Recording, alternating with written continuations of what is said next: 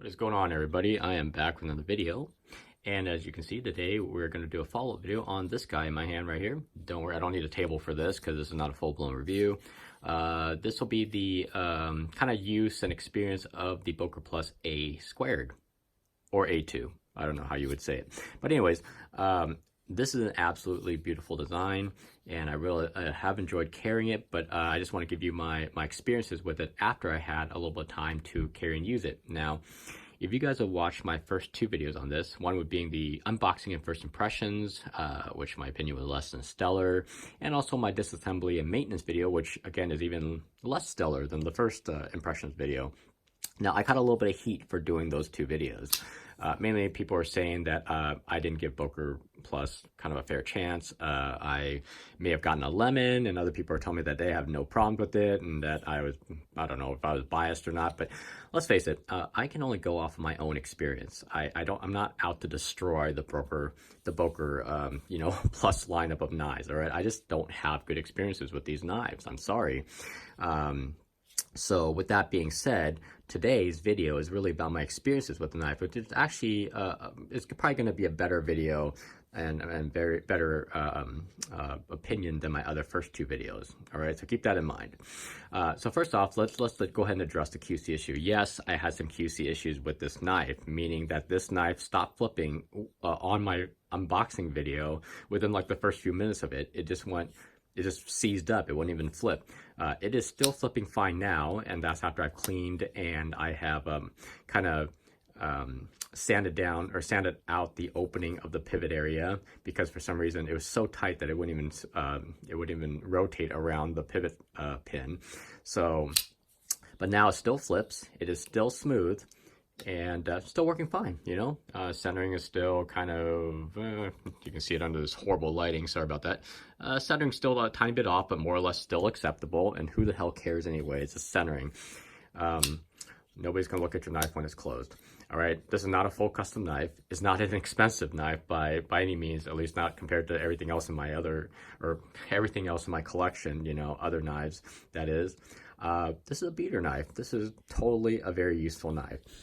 Now, when I go to about QC and all that, I just have to say that the Boker Federal has been the only knife probably so far in my Boker Plus brand that actually has given me no problems.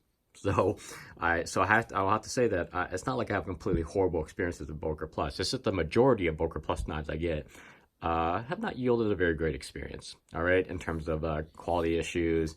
In the case of the A2, total, I don't know, what would you even call it, operational issues, if you will. So, but this knife, the Boker Federal, I finally took apart and cleaned and everything, and it still works damn fine. Lockup is tight, and the center, and this one is dead on, you know, the A2 is now about the same after I took it apart and cleaned it. So anyways, so enough about me rambling on about this. So let's talk about the good things and my experiences with the A2. Now, first off, I have to say that this knife is extremely comfortable to handle. Now, unlike the Boker Federal, which is a slightly, ever so slightly thinner knife, but it's just the smooth handles, the thinness of it. While it is comfortable, there's a lot of hot spots around here, especially right around here where the striations are. It does cut into your fingers if you do need to clamp down on the handle really hard to do a cut or a push cut or something like that. It will cut into your fingers, and that's the, you know, I mean, look at this thing. They didn't chamfer the edges or anything like that.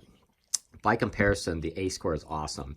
The corners are the handles are all rounded, and it just fits really nice. It's not too wide this way. It's not too wide this way. It is just a comfortable knife to hold on to. And on top of that, since it's not titanium, it's not slippery. It is G10, and these little striations here serve to really hold your hands in.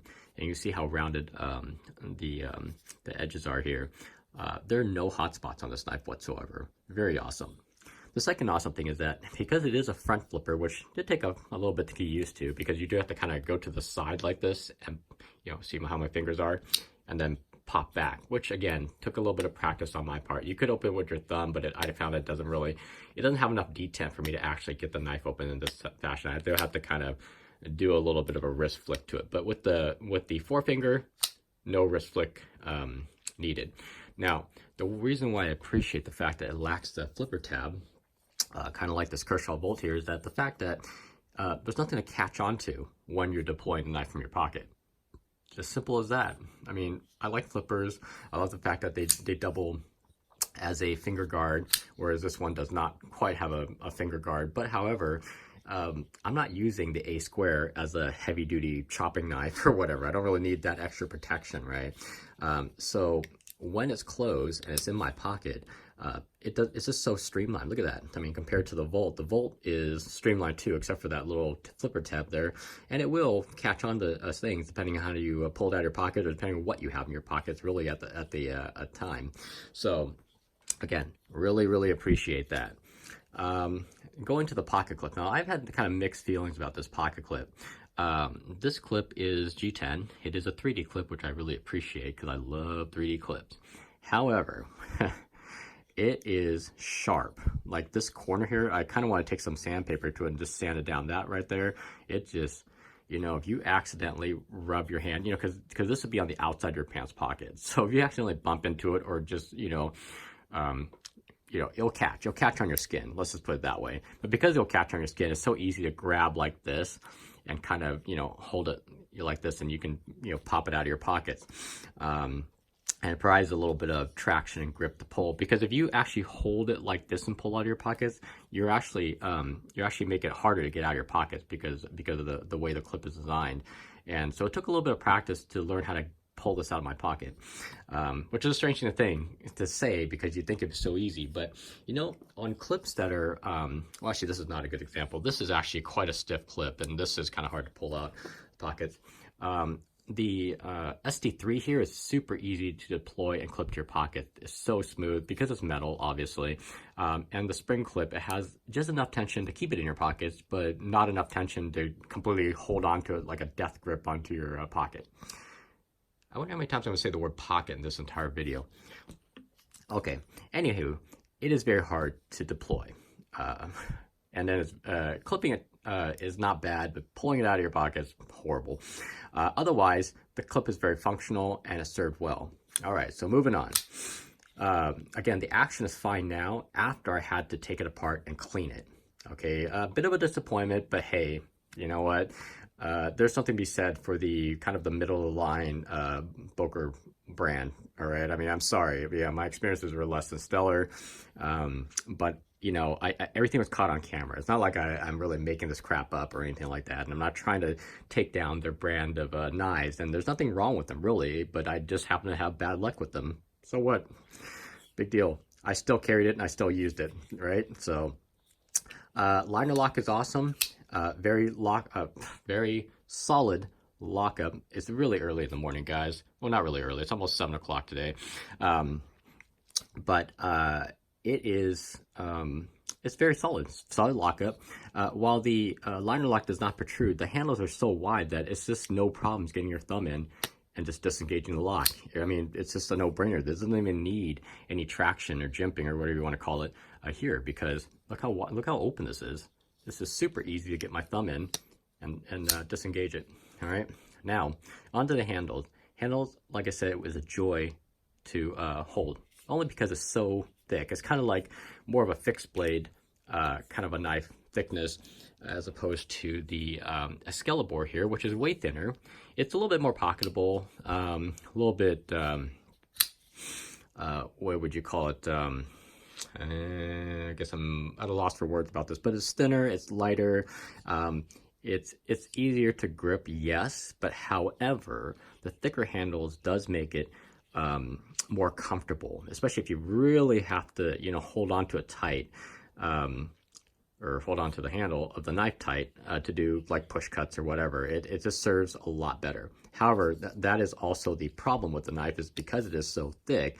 It is, first of all, weighty. It's much heavier than the Excalibur. It's just kind of bulky and unwieldy when it's in your pocket.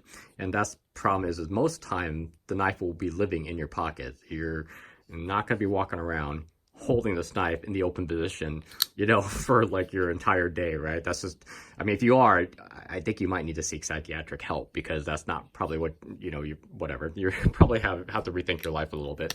All right. So most time this will be living in your pockets, and that's where you're going to really resent this knife a lot, at least in my opinion.